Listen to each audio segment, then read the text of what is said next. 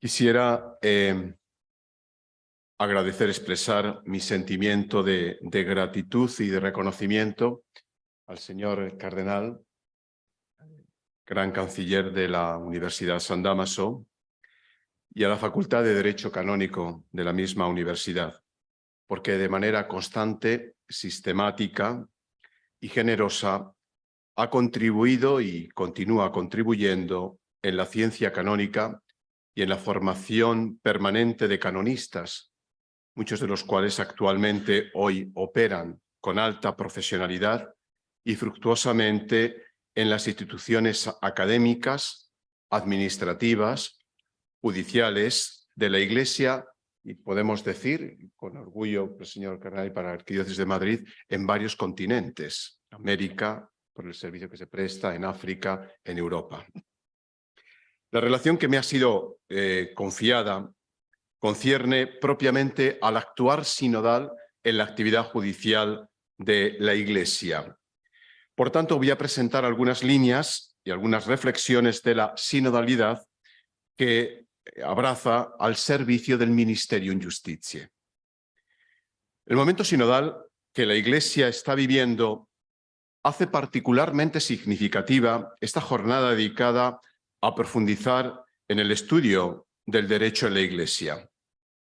Podemos describirlo a pleno título en este itinerario que está involucrando a toda la Iglesia católica. Hace un momento el cardenal Girlanda nos decía, cuando hablaba del término del concepto de sinodalidad, como Papa Francisco ha ampliado ese concepto. Ya no es la sinodalidad entendida simplemente como colegialidad, sino que involucra a toda la Iglesia. Y es una de las características concretas de este sínodo, la cual, como toda realidad social, todo ente social, podemos decir, puede afrontar y vivir su vocación solo si está fundada sobre el derecho y sobre la justicia, capaz de ponerse a la escucha de las demandas y de las expectativas de los hombres y de las mujeres de hoy, ya que la Iglesia es madre y se preocupa del bien de sus propios hijos. La sinodalidad, como forma de ser Iglesia y dimensión constitutiva de la misma, revela que el ejercicio del gobierno significa hacer concreta la participación y el compromiso a distintos niveles de todo el pueblo de Dios, también en la administración de la justicia. De aquí la importancia que la función de la Iglesia en el ámbito judicial tiene al redescubrir su peculiar cualidad de lugar de escucha, de comprensión de los sufrimientos vividos por muchas de las personas que se acercan a este servicio, por incluirlos en una eficaz acción pastoral en las periferias existenciales. El caminar juntos es expresión concreta de la solicitud pastoral de la Iglesia, una solicitud que se realiza también en el servicio de la justicia. De este modo, todos, obispos, ministros del tribunal, operadores y cultores del derecho, sacerdotes y laicos, están llamados a expresar la comunión eclesial y la sinodalidad en el servicio pastoral de la justicia y hacer que resplandezca la verdad ante el mundo como speculum justitiae. Esta visión del caminar juntos hacia un fin común no es nueva en la comprensión del actual judicial de la Iglesia a través de los procesos canónicos. Es el signo que nos permite aplicar los principios de la justicia y de la misericordia con los ojos y el corazón de Dios. Es la condición necesaria para leer las propias páginas que componen las actas de una causa, conscientes que en ellas se encuentran rostros con su dolor, con sus deseos y esperanzas, que requieren por parte nuestra, de todos los que colaboramos en el ámbito judicial, el mayor cuidado y la mayor atención. El Papa, en este sentido, es sensible, y así lo hemos podido percibir en las distintas alocuciones y discursos que ha tenido, sea la Rota Romana, que cuando se ha tratado el tema del matrimonio y de la familia. A este respecto, quisiera recordar el célebre discurso a la Rota Romana del Papa Pío XII, donde el pontífice afirmaba la unidad de la finalidad que debe dar especial forma a la obra y a la colaboración de todos aquellos que participan en el estudio de las causas matrimoniales en los tribunales eclesiásticos de cualquier grado y tipo, y que deben animarles a encontrarse en una misma unidad de intención y de acción. Con esta perspectiva, el Papa Pío XII presentaba después la función de todo participante, como juez, defensor del vínculo, promotor de justicia, abogado, parte, testigo o perito, los cuales, en la fidelidad de cada uno a su propio rol que desempeñan, deben ser movidos por un mismo espíritu, por un mismo fin, que es la búsqueda de la verdad. La reflexión sinodal, aun cuando no tenga una naturaleza estrictamente procesal, sin embargo debe situarse en diálogo con la actividad judicial.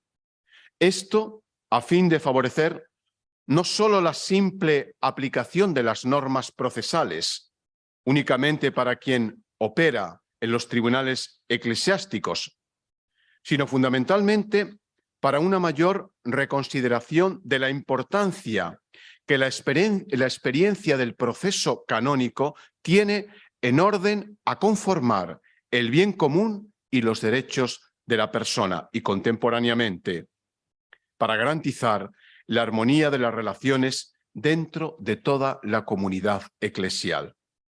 Por esta razón, la sinodalidad resuena fuertemente en la vida de la Iglesia y de las iglesias particulares, porque la aplicación de la normativa canónica necesita ciertamente de un espíritu sinodal. La sinodalidad, como ya hemos indicado, presupone fundamentalmente el caminar juntos. En las cuestiones judiciales, significa que todos aquellos que participan en el proceso, aun dentro de la necesaria diversidad de roles e intereses, están llamados a contribuir a la verificación de la verdad a través del contradictorio, la contraposición de los argumentos y el diligente examen de las pruebas.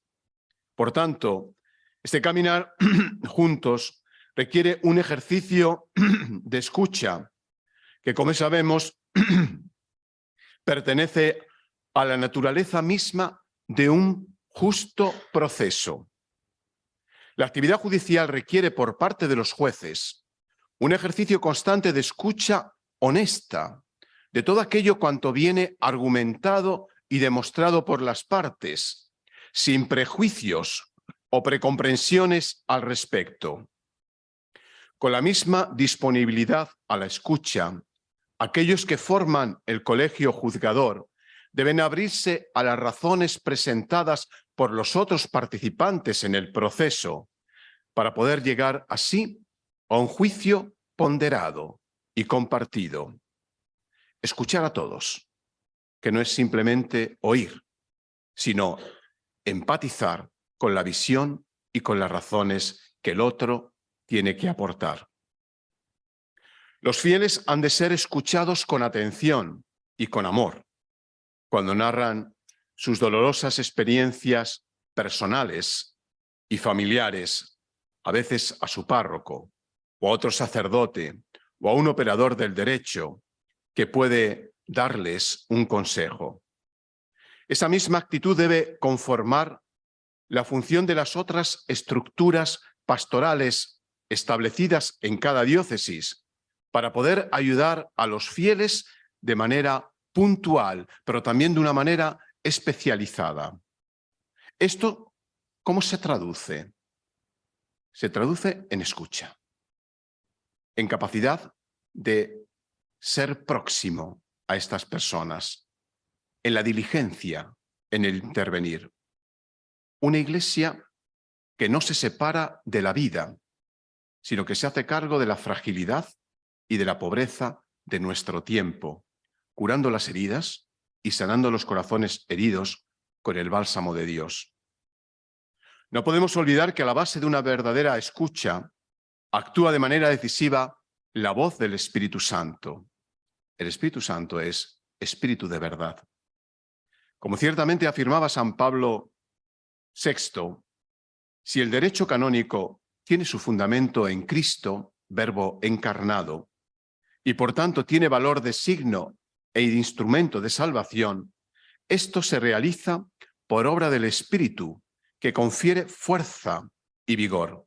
Por tanto, es necesario que éste exprese la vida del Espíritu, produzca los frutos del Espíritu, revele la imagen de Cristo. Por otra parte, aquello que mayormente debe emerger en nuestra misión es la caritas cristiana. Porque la caritas cristiana valoriza aún más y hace más eficiente la equitas de los juicios. En la acción de los ministros del tribunal nunca debe faltar el trato personal, el espíritu de caridad y de comprensión hacia las personas que desean verificar la verdad de los hechos de su historia pasada a través de la afirmación o contradicción de los mismos. Para establecer este estilo pastoral es necesario evitar el juridicismo, es decir, la ley por la ley.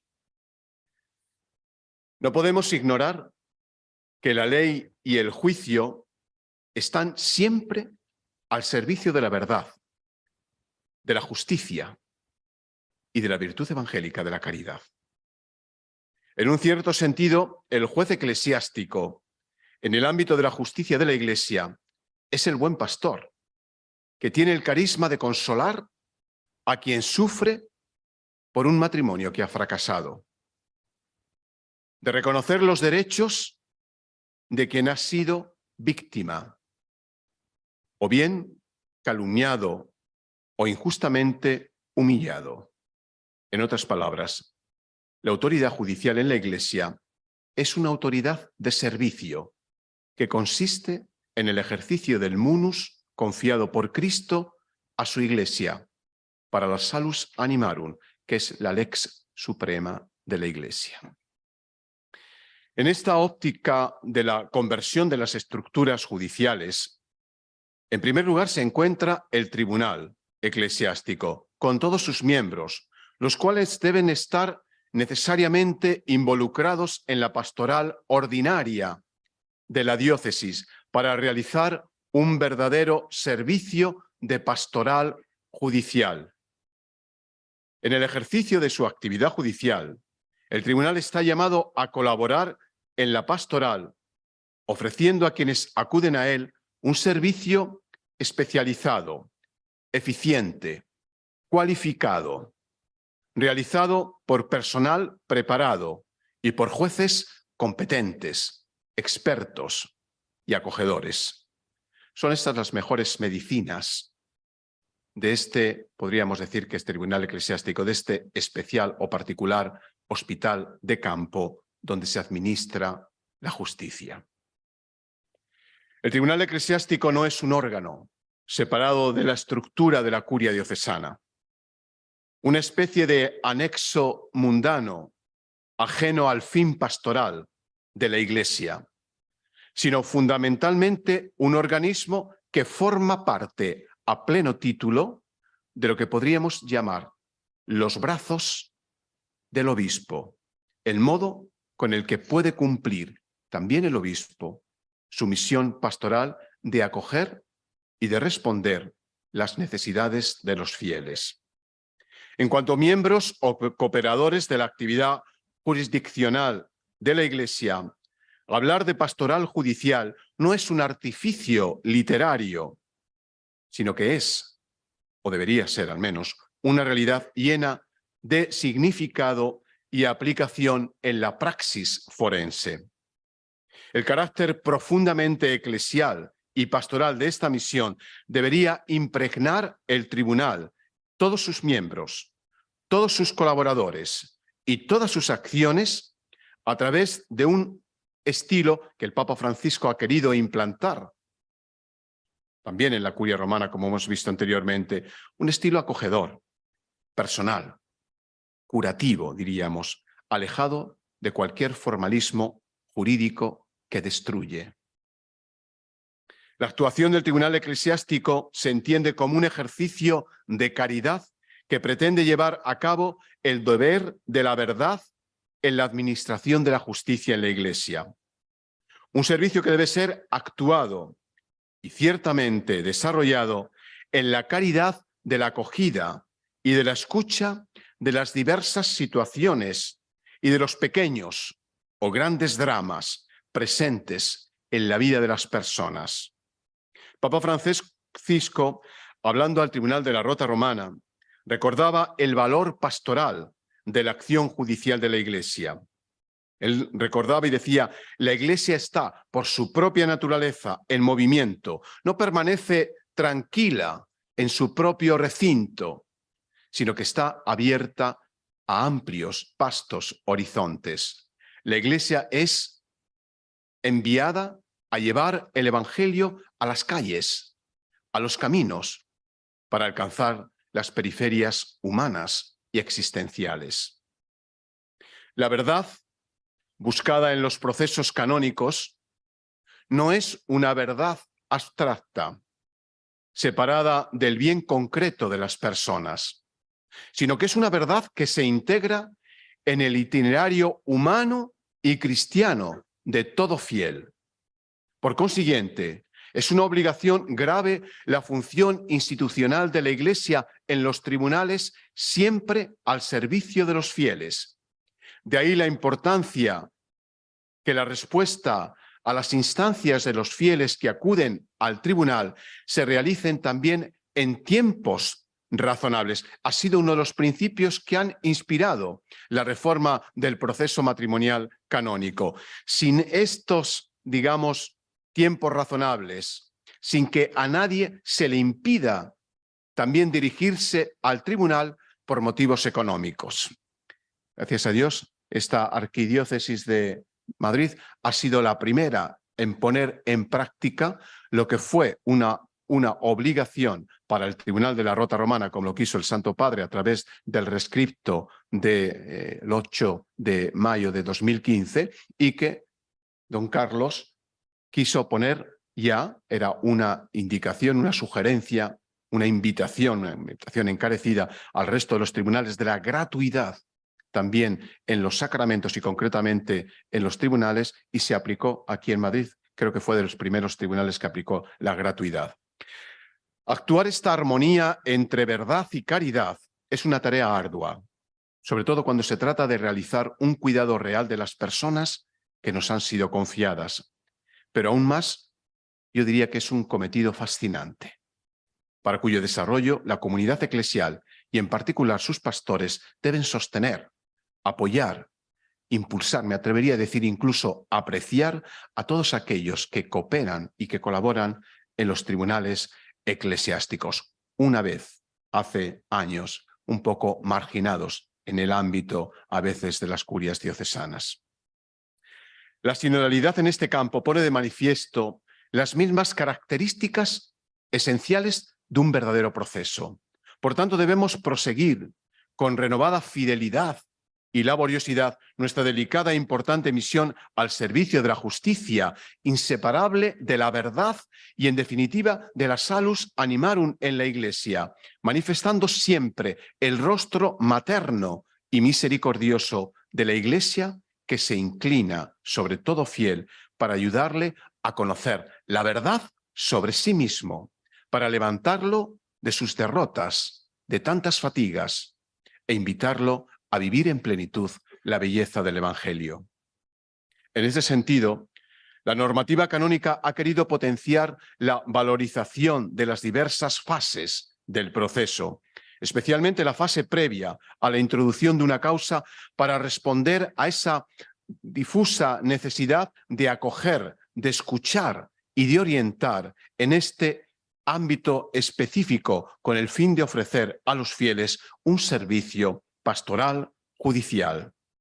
En la preparación de la causa, podríamos decir que una hermenéutica sinodal debería animar a preparar una renovada pastoral judicial referida a la fase previa del proceso. Sobre este punto, un actuar sinodal requiere estructurar esta fase distinguiendo tres ámbitos. El primero, la búsqueda de la persona necesitada de esta ayuda y de las primeras informaciones confiadas en la pastoral ordinaria. Serían las estructuras inferiores. En segundo lugar, está la atención mucho más específica, personalizada, que corresponde propiamente a la pastoral judicial. Serían las estructuras más amplias. Y en tercer lugar está el ámbito que es el constituido propiamente por la investigación previa. En esta fase prejudicial, cuando se trata de verificar la verdad o no del vínculo y los fieles buscan ayuda pastoral ante las dificultades que deben afrontar, es necesario poner todos los medios para descubrir la verdad sobre su propia unión, que es el presupuesto indispensable para contribuir a sanar sus heridas. En este contexto se comprende la importancia pastoral del compromiso para favorecer el perdón y la reconciliación entre los cónyuges, no ir ni invitarles inmediatamente a acudir al tribunal para suscitar la nulidad del matrimonio. Hay que favorecer también la convalidación del matrimonio, cuando esto es posible. De este modo se comprende que la nulidad no debe presentarse como si fuese la única vía para afrontar una crisis matrimonial, o como si se tratase de un derecho independientemente de su existencia real. En la verificación de una posible nulidad del matrimonio se debe ayudar a los fieles a comprender cuáles son los motivos que les llevan a solicitar la declaración de nulidad del matrimonio. Por otra parte, debe favorecerse previamente una actitud madura ante la recepción también de la sentencia definitiva, aun cuando muchas veces esta sentencia no se corresponda con los que ellos esperaban o con la convicción que ellos tenían. Solo de este modo, los procesos de nulidad serán expresión de un auténtico acompañamiento pastoral de los fieles en sus crisis matrimoniales, que significa, una vez más, ponerse a la escucha del Espíritu que habla en la historia concreta de las personas.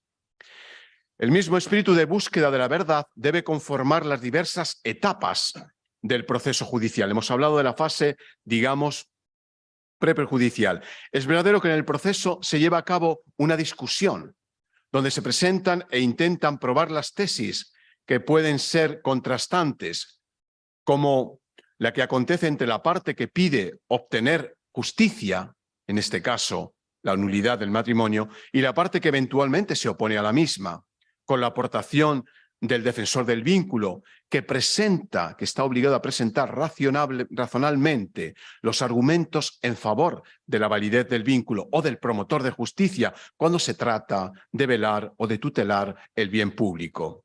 Sin embargo, este contradictorio judicial debe desarrollarse siempre en una adhesión sincera y cordial a todo aquello que cada uno considera como verdadero, es decir, contribuir en alcanzar una meta que una a todos aquellos que participan en un proceso. El proceso requiere una atenta escucha de todo aquello que ha sido argumentado y probado por las partes. Particular importancia posee la instrucción para conocer los hechos, es el alma del proceso, podríamos decir la instrucción, la cual exige en quien la ejecuta el conocimiento del derecho canónico necesario para poner el acento en un ecuo proceso judicial y en la cercanía por escuchar con el corazón el dolor de los otros. Los jueces llamados a decidir son oyentes por excelencia de todo aquello que ha surgido en el proceso a favor y contra las eventuales controversias jurídicas. Los jueces están obligados a ello en virtud de un deber de justicia, sostenido por la caridad pastoral. Papa Francisco recordaba en la exhortación apostólica Amoris Laetitia, la misericordia es la plenitud de la justicia y la manifestación más luminosa de la verdad de Dios. Además, cuando, como sucede generalmente, hay un colegio juzgador, cada miembro debe abrirse a todo aquello que dicen los propios conjueces para alcanzar así un juicio ponderado. El juicio canónico, lejos de contraposiciones hostiles, debe entenderse como una exigencia de asumir el deber de quitarse las sandalias ante el otro, con disponibilidad para ofrecer la propia versión subjetiva de los hechos en el cuadro de una adecuada comunicación, también autocrítica, con la versión de la otra parte. Por tanto, si se excluye la mentira y cualquier manipulación de las argumentaciones y de las pruebas, a veces para obtener un resultado pragmáticamente deseado. Esto vale para las partes, para los patrones, abogados, para los testigos que están llamados a declarar según verdad, para los peritos que deben poner su ciencia al servicio del proceso y, en modo particular, los jueces.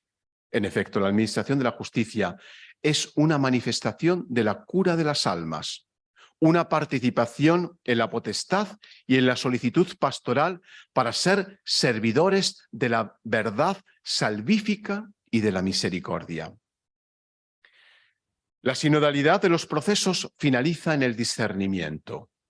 Se trata de un discernimiento que se fundamenta en el caminar juntos y en la escucha, y que permite leer la propia historia, ya sea respecto a la declaración de nulidad o validez del matrimonio, ya sea cuando se trata de materias penales o ya sea cuando se trata de garantías del respeto de los derechos de los fieles por parte de la autoridad, siempre a la luz de la palabra de Dios y de la enseñanza del magisterio de la Iglesia. La decisión de los jueces aparece así como un sumergirse en la realidad de una historia vital para descubrir en ella la existencia o no de un verdadero matrimonio, para tutelar los derechos. Aquí actúa la prudencia del derecho en su clásico sentido de recta ratio agibilium, es decir, virtud que juzga según razón, a saber, con rectitud en el ámbito práctico. El resultado de este itinerario es la sentencia, una conclusión fruto de un atento discernimiento que lleva a una autorizada palabra de verdad sobre una vivencia personal. Y por tanto, esta sentencia muchas veces abre nuevas vías a partir de ella. La sentencia debe ser comprensible para las personas implicadas. De este modo se convierte en un momento de especial relevancia en el camino humano y cristiano de escucha a la voz del Espíritu. Para ejercer ese delicado ministerio del discernimiento y del juicio en situaciones donde está en juego la vida y la felicidad de las personas, es necesario tener una gran libertad interior, una pureza de corazón, que se recibe como un don solo invocándola en el diálogo orante y en la escucha perseverante del Señor. A quien actúa la justicia y el juicio en la Iglesia se le recomienda el amor a la verdad, la búsqueda del justo proceso y la experiencia de la escucha. En efecto, la actividad judicial en cuanto a acción pastoral especializada obliga a evitar que el discernimiento pastoral ofrecido por las personas implicadas en tales situaciones esté desligado de un discernimiento judicial y viceversa. No se puede prescindir del discernimiento judicial de la aportación particular que proviene del discernimiento pastoral preprocesal. De esta opción derivan otras elecciones específicas que afectan a las normas sobre la fase de preparación, sobre la formación de los operadores del derecho, sobre la competencia, puestas como garantía de una actividad a desarrollar en razón de cuanto exige un justo proceso, es decir, una correcta comprensión de la posición procesal de las partes, asegurándoles la defensa técnica y el acceso al servicio judicial en la absoluta imparcialidad del órgano que debe juzgar. Para este fin, las exigencias de justicia implican una valoración comparada de posiciones e intereses contrapuestos y exigen una reparación. Además, en los procesos canónicos, la justicia va siempre conjugada con las instancias de la misericordia que, en último análisis, invitan a la conversión y al perdón. Entre estos dos polos, verdad y justicia, subsiste una complementariedad y debe buscarse un equilibrio, conscientes de que si es verdad que una misericordia sin justicia lleva a la disolución del orden social, es también verdad que la misericordia es la plenitud de la justicia y la manifestación más luminosa de la verdad de Dios. En esta perspectiva, es valioso el recuerdo a la equidad, sabiamente definitiva como la justicia del caso concreto.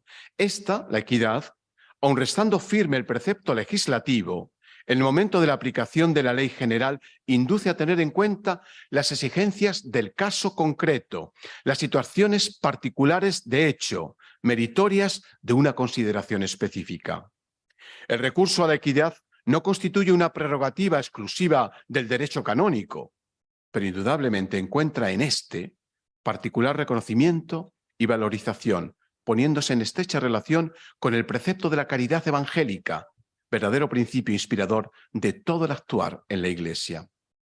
Esta necesaria equitas debe animar siempre a quien ejerce la justicia, debe unirse al fin supremo de la Iglesia, el que es la ley de la caridad, que es la salvación de las almas. El jurista canónico o es un servidor de la salvación o no es un jurista canónico. Solo sirviendo la causa de la salus animarum será verdadero discípulo de Cristo. Y puesto que seguir a Cristo es la única cosa que verdaderamente cuenta para quien cree en Él, el servidor del derecho en la Iglesia llegará a ser discípulo del Maestro cuando ponga toda su inteligencia, su corazón, sus fuerzas al servicio de este bien de las almas. Terminaré indicando algunos desafíos pastorales judiciales que deben afrontarse a la luz de esta experiencia sinodal. Termino en unos 4 o 5 minutos. El primero que quiero señalar es que una solicitud, es necesario este desafío, y cuidado por las personas, como cualidad fundamental que debe tener todo operador del derecho en la Iglesia. Su actividad mira exclusivamente al bien más grande de cada uno, según la verdad del designio de Dios. Por este motivo, administrar la justicia y aplicar el derecho en el pueblo de Dios requiere un ejercicio constante de caridad, destinado a ayudar a las personas a descubrir esa verdad sobre sí mismos y a sus propias elecciones de vida, especialmente en el campo del derecho matrimonial canónico, a conformar su existencia al designio de amor de Dios, cuya realización es la única vía que les hará libres y felices. Segundo desafío, es esa motivación profunda del servicio a la justicia, encuentra, por tanto, inspiración en la caridad. Esta es una de las características que debe poseer quien ejerce el derecho en la Iglesia. El apóstol San Pablo, en la carta a los Colosenses, nos ayuda a entender esto. El anuncio de la palabra de verdad del Evangelio, afirma Pablo, lleva fruto y se desarrolla, permitiendo a muchos escuchar y conocer la gracia de Dios en la verdad, aquella gracia que salva, suscitando y alimentando auténticos vínculos de amor en el Espíritu e inspirando a los ministros del Evangelio un servicio fiel por el bien de todos. Quien promueve y tutela la justicia y el derecho en el pueblo de Dios debe hacerlo por la única razón digna de este servicio cristiano, que es el amor a Cristo y es el amor a los hermanos. En tercer desafío, quien se dirige al juicio de la Iglesia para verificar la verdad sobre sus derechos de las personas físicas o de las personas jurídicas que deben perseguir o reivindicar, o hechos jurídicos que hay que declarar, así como los delitos referentes a la irrogación o declaración de una pena, pide una ayuda, y esta ayuda solo la caridad puede dar del modo justo. Cualquier otra motivación de la misión desarrollada en los tribunales eclesiásticos no sería conforme a la voluntad de Dios. De este modo, quien ejerce el servicio de la justicia y del derecho en la Iglesia pone en acto, en realidad, un verdadero y propio ministerium de curación y de liberación. Aplicado al ejercicio de la justicia y del derecho en la comunidad cristiana, este actuar sinodal nos ayuda a entender que hacer justicia y examinar la exacta aplicación del derecho es un acto de verdadera y propia curación de heridas, con frecuencias llevadas durante mucho y cargadas con ellas durante muchos años, hasta el punto de marcar profundamente la vida de las personas. Este aspecto medicinal del derecho nunca debe descuidarse, sino que debe tenerse constantemente presente para evitar posibles dilaciones y retrasos que agravan las llagas abiertas en la vida de los matrimonios fracasados. Una justicia lenta no es verdadera justicia, aun cuando estuviera motivada por aparentes razones de, me atrevería a decir, pseudo misericordia. La caridad de quien está llamado a ejercer la justicia en el pueblo de Dios debe ser solícita, si quiere ser tal justicia. Hacer justicia quiere decir liberar a quien se siente oprimido por cadenas injustas, o curar con solicitud las heridas del alma, que de otro modo correría el riesgo de agravarse e incluso de gangrenarse. Por este motivo resulta necesario dedicar personas competentes y recursos materiales suficientes al trabajo que se realiza en los tribunales. Otro de los desafíos es una verdadera pastoral. Debe respetar la dimensión de justicia intrínseca de la Iglesia según su propia naturaleza, según su propia misión, según nuestro propio ordenamiento jurídico, así como el verdadero derecho, que no es un conjunto de normas, sino que se fundamenta en esa dimensión intrínseca de justicia. Pertenece este derecho en cuanto organizador de toda esa estructura social del pueblo de Dios, pertenecen al verdadero ministerium ecclesiae. De ahí la necesidad que sea pastoral si quiere ser verdadero derecho, verdadera justicia, moderada por la prudencia, por la misericordia, por la comprensión hacia las personas concretas, siempre buscando su bien espiritual.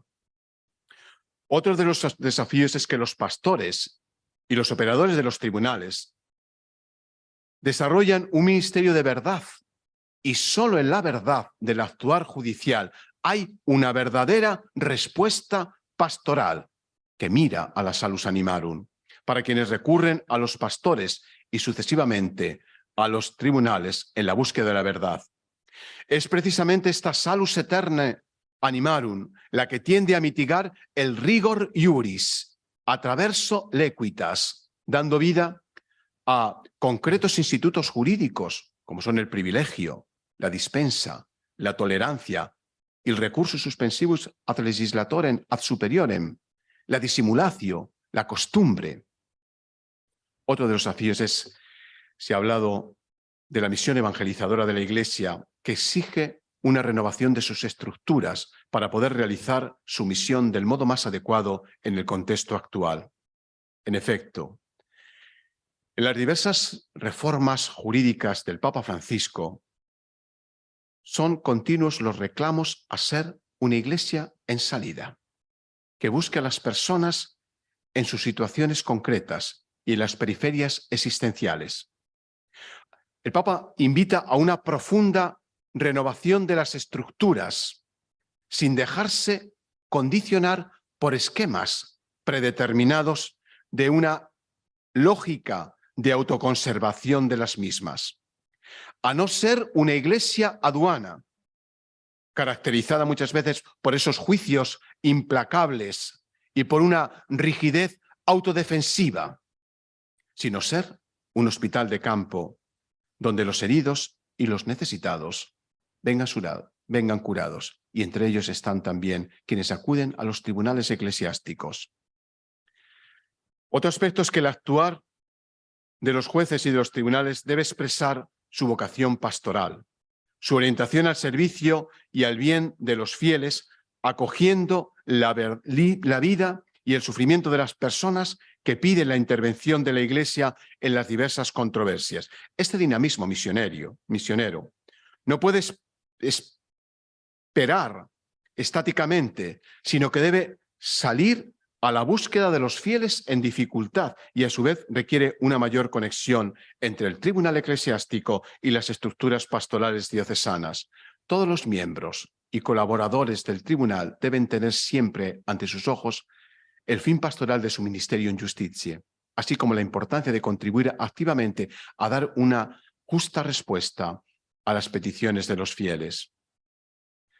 Otro de los desafíos que tenemos es que el derecho no se opone a la caridad, a la misericordia o a la pastoral. El proceso judicial es un instrumento que garantiza los derechos de todas las partes, que salvaguarda valores muy importantes como el derecho a la defensa, que persigue un adecuado descubrimiento de la verdad con el fin de determinar y definir, conforme a la justicia, las controversias. Otro aspecto, otro desafío que tenemos es el ordenamiento canónico. Lejos de una incorrecta oposición entre derecho y pastoral, entre justicia y misericordia, reconoce claramente y afirma que el fin primario de todos los derechos eclesiales es esta salus animarum, el profundo bien de las personas, sin que ningún ámbito del derecho quede fuera de estos procedimientos. Su finalidad orientada hacia la salus animarum, su referencia hacia la verdad histórica de los hechos de la persona, aplicando el derecho objetivo a los casos concretos, la regulación positiva de los procedimientos, impregnado de personalismo, son elementos que, salvaguardando la certeza del derecho, permiten que los procesos canónicos tengan un carácter alejado del formalismo y de la rigidez procesal. El último desafío que tenemos es que hay necesidad de una nueva presencia de iglesia.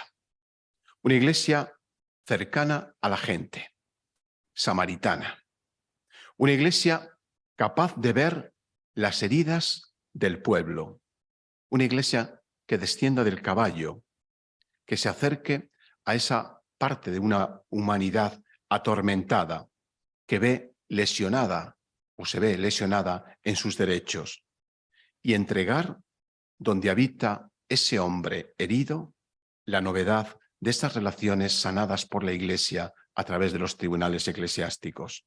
La impresión es que estemos dentro de una obra donde vivimos el sueño, debemos vivir el sueño, de poder construir un nuevo rostro de Iglesia que, sin renunciar a su dimensión jurídica, sea capaz de transmitir visiblemente la maternidad que está llamada a expresar hacia sus hijos más heridos y, sobre todo, manifestar esa misericordia del Padre. Y quisiera concluir, aunque no es jurídico, estas consideraciones sobre el actuar sinodal en el Ministerium Justitiae Ecclesiae con la oración de San Agustín, una oración de San Agustín que recuerda la exigencia fundamental de la secuela del Maestro, a la base tanto de la búsqueda apasionada de la verdad como del servicio de la justicia para el bien temporal y eterno de todos y aquellos. Dice así: Señor Jesús, conocerme, conocerte, no desear ninguna otra cosa que a ti,